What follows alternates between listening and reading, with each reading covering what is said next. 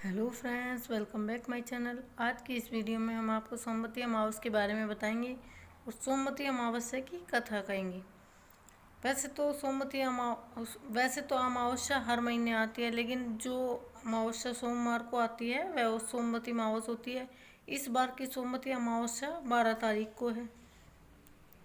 सोमवती अमावस्या के दिन दान पुण्य करना बहुत ही शुभ माना जाता है और इसमें किसी भी नदी में जाकर बहुत ही अच्छा रहता है। अगर हम किसी नदी में जाकर नहीं नहा सकते हैं तो हम घर पर ही नहा सकते हैं। जिस पानी से हम नहाए उसमें थोड़ा सा गंगा जल डालकर उस पानी से नहा सकते हैं। सोमवती अमावस्या की कथा। एक साहूकार के 7 बेटे और 7 बहू थे और एक बेटी थी। साहूकार के घर एक जोगी भिक्षा लेने आता था तो साहूकार की बहू भिक्षा दे देती। जब भी कभी साहूकार की लड़की भिक्षा देकर लेकर आती तो जोगी भिक्षा नहीं लेता था और वह कहता कि लड़की तो सुहागन है पर भाग्य से दुर्भाग्य लिखा है। यह सुनकर लड़की सुबकने लगी। माँ ने पूछा, बेटी तुझे किस बात की चिंता है? अब वह लड़की बोली, एक जोगी भिक्षा लेने आया था। वह कहता है कि तू सुहागन तू सुहागन तो है पर तेरे भाग्य में दुहाग लिखा है। यह बात सुनकर माँ बोली कि उस जोगी की बात मैं सुनूंगी। अगले दिन माँ छुपकर बैठ गई। जोगी भिक्षा लेने आया। लड़की ने भिक्षा देने लगी तो आज भी जोगी ने वैसे ही बोला। इतनी बात सुनकर माँ निकल कर आ गई और बोली कि एक तो हम तुझे भिक्षा देते हैं, ऊपर से तू हमें गाली देता है। जोगी बोला कि मैं गाली नहीं देता, सच्ची बात कहता हूँ। इसके भाग्य में ऐसा ही लिखा है। जब माँ बोली कि अगर तुझे इतना इतना ही मालूम है तो इससे बचने का उपाय भी मालूम होगा। जोगी बोला कि 7 समुद्र पार एक सोना दोबन रहती है जिसने सोमवती अमावस्या कर रखी है। अगर वह इसे आकर फल दे दे तो इसका दुर्भाग्य टल सकता है, नहीं तो विवाह के समय सर्प काटने से उसकी मृत्यु हो जाएगी। यह बात सुनकर माँ बहुत रोने लगी। अब माँ सोना दोबन के पास गई और रास्ते में बहुत तेज धूप पड़ रही थी तो एक पीपल के पेड़ के नीचे बैठ गई। पेड़ पर गरुड़ पंखनी का बच्चा रहता था जिसे सांप डसने आया तो साहूकारनी ने सांप को मार दिया और बच्चों को बचा लिया। अब गरुड़ पंखनी आई।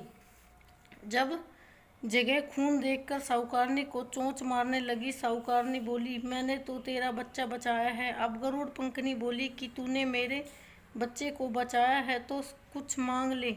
साहूकारनी बोली, पहले वचन भरो।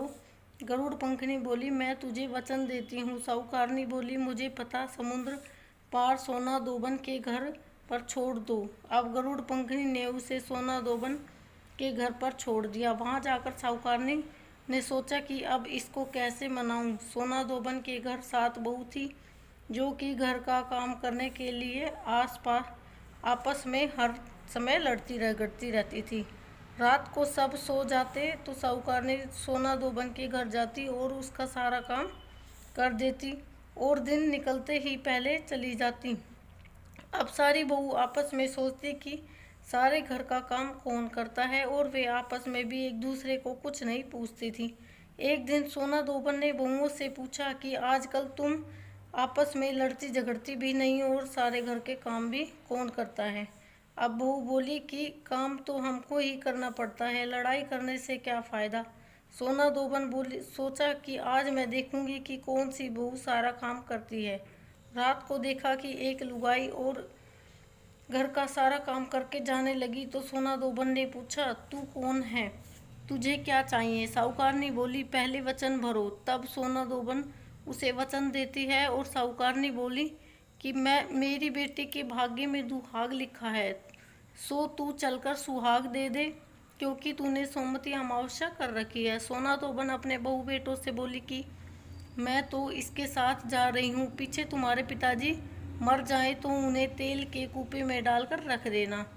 अब वह साहूकारनी के घर आ गई। साहूकारनी ने अपने बेटी का विवाह किया। जब फेरे होने लगे तो सोना दोबन कच्चा करवा दूध और तार लेकर बैठ गई। थोड़ी देर में सांप आया और उस लड़के को डसने लगा तो सोना दोबन ने करवा आगे कर तार से सांप को मार दिया।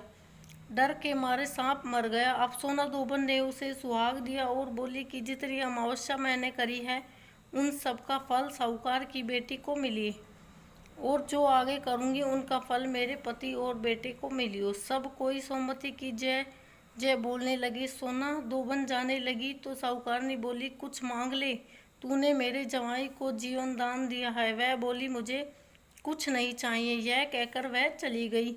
अब उसे रास्ते में फिर सोमवती अमावस्या आ गई। उसने पीपल के पेड़ के नीचे बैठकर कहानी कही, व्रत किया और पीपल की 108 फेरी लगाई।